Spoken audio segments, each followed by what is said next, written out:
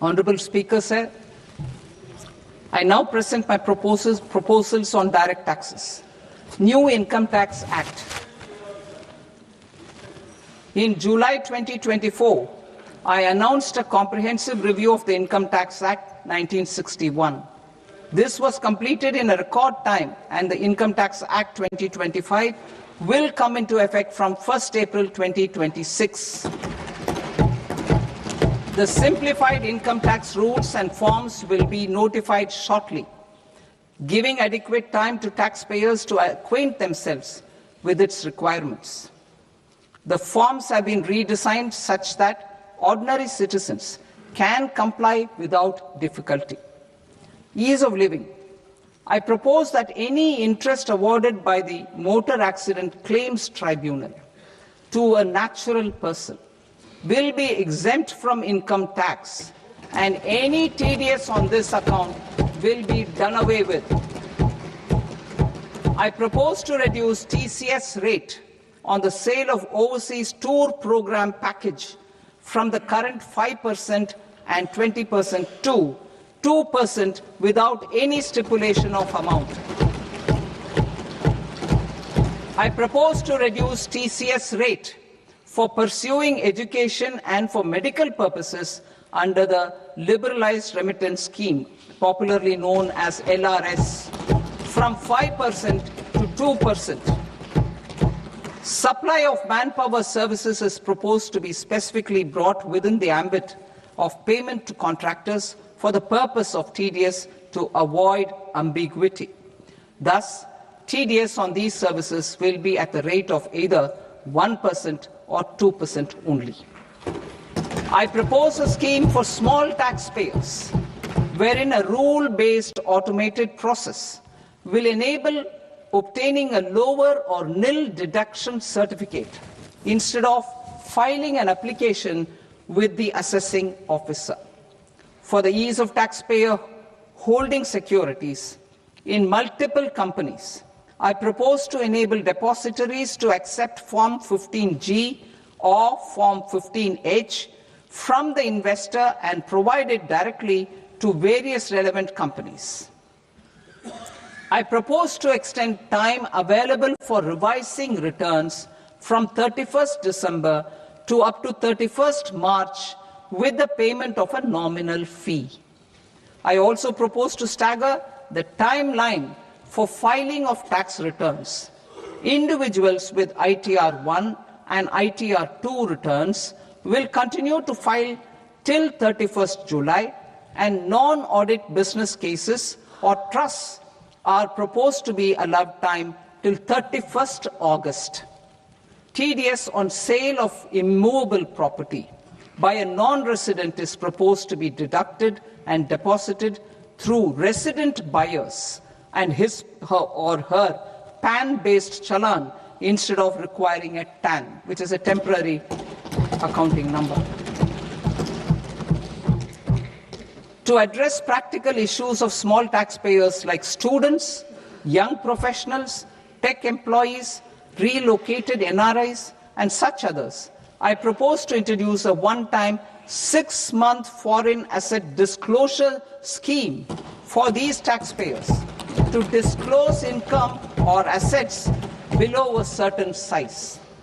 This scheme would be applicable for two categories of taxpayers, namely A, who did not disclose their overseas income or assets, and B, who disclosed their overseas income and or paid due tax but could not declare the asset acquired.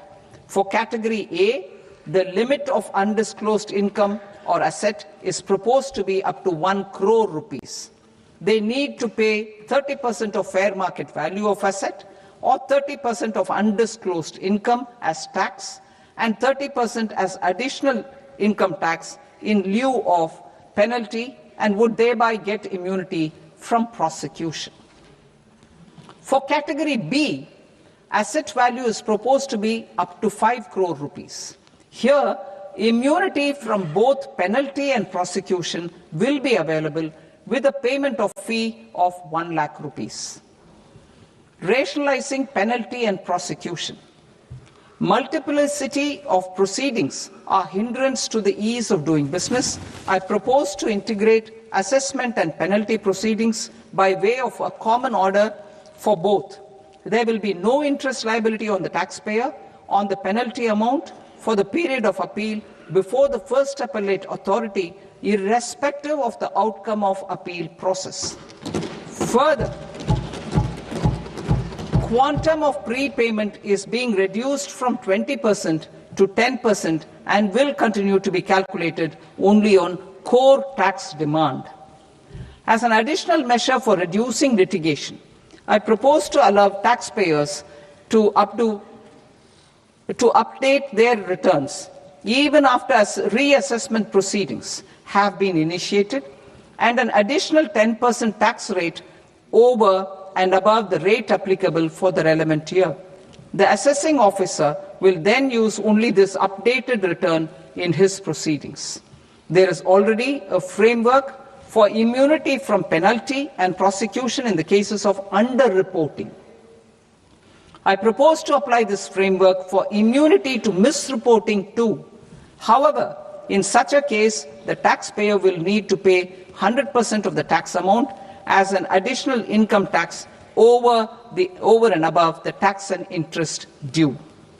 Penalties for certain technical defaults, such as failure to get accounts audited, non-furnishing of transfer pricing audit report, and default in furnishing statement for financial transactions are proposed to be converted into fee.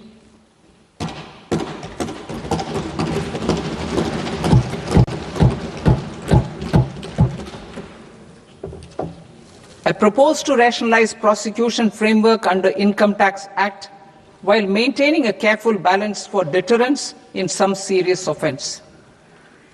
Non-production of books of account and documents and requirement of TDS payment where payment is made in kind are being decriminalized. Further, minor offences will attract fine only. The remaining prosecutions will be graded commensurate with the quantum of offence. They will entail only simple imprisonment with maximum imprisonment reduced to 2 years and power to courts to convert even those into fines. There is no penalty. There is no penalty presently for non-disclosure of non-immovable foreign assets with aggregate value less than 20 lakh rupees.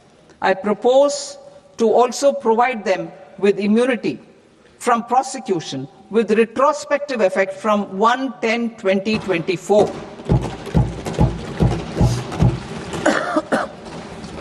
Cooperatives. Deduction is already allowed to a primary cooperative society engaged in supplying milk, oilseeds, fruits or vegetables raised or grown by its members. I propose to extend this deduction to also include supply of cattle feed and cotton seed produced by its members. I propose to allow inter-cooperative society dividend income as deduction under the new tax regime to the extent it is further distributed to its members. I further propose to allow exemption for a period of 3 years to dividend income received by a notified national cooperative federation on their investments made in companies up to 31/1/2026. This exemption would be allowed only for dividends further distributed to its member cooperatives. Supporting IT sector as India's growth engine. India is a global leader in software development services, IT-enabled services, knowledge process outsourcing services, and contract R&D services relating to software development. These businesses and their segments are quite interconnected with each other. All these services are proposed to be clubbed under a single category of information technology services with a common safe harbor margin of 15.5% applicable to all. The threshold for availing safe harbor for IT services is being enhanced substantially from 300 crore rupees to 2,000 crore rupees.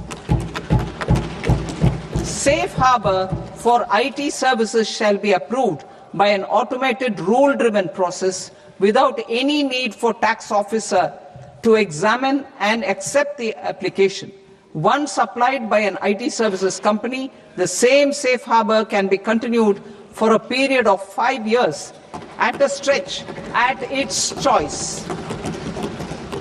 For IT services companies who want to conclude advanced pricing agreement, APA, I propose to fast-track unilateral APA process for IT services and endeavor to conclude it within a period of 2 years.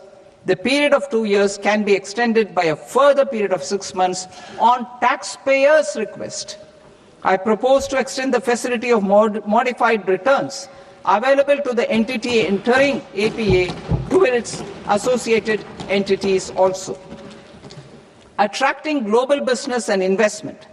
Recognizing the need to enable critical infrastructure and boost investment in data centers, I propose to provide tax holiday till 2047 to any foreign company that provides cloud services to customers globally by using data center services from India.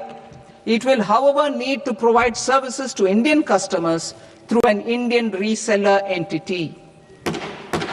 I also propose to provide a safe harbor of 15% on cost in case the company providing data center services from India is a related entity.